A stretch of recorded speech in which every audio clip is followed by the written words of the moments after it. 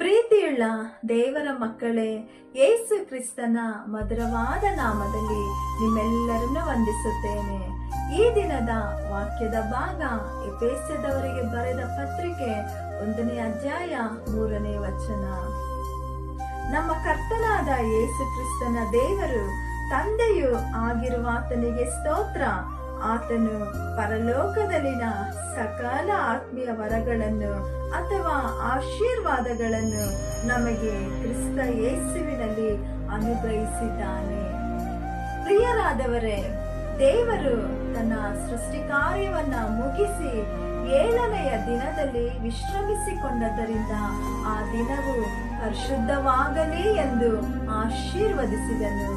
ಇಲ್ಲಿ ಆಶೀರ್ವದಿಸಿದನು ಎಂಬ ಮಾತಿಗೆ ಹೊಗಳುವುದು, ಮೆಚ್ಚಿಸುವುದು, ಮೇಲೆತ್ತಿ ಮಾತಾಡುವುದು ಎಂಬುದು ಇದಕ್ಕೆ ಸರಿಯಾದ ಅರ್ಥವಾಗಿದೆ.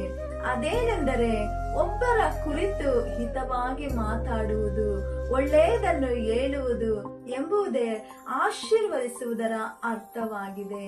ಹಾಗೇನೆ ಹೊಸ ಸೃಷ್ಟಿಯಾದ ನಿಮ್ಮ ಕುರಿತು ಕರ್ತನು ಉನ್ನತವಾಗಿ ಮಾತಾಡುತ್ತಾನೆ.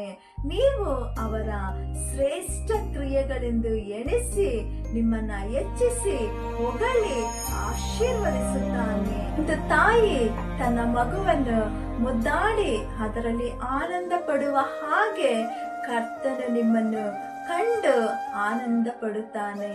ಹಾಗಾಗಿ ನೀವು ಕೂಡ ನಿಮ್ಮನ್ನು, ನಿಮ್ಮ ಕುಟುಂಬವನ್ನು, ನಿಮ್ಮ ಸಮಾಜವನ್ನು ಹೆಚ್ಚಿಸಿ ಉನ್ನತವಾಗಿ ಮಾತಾಡಿ ಆಶೀರ್ವದಿಸಿರಿ.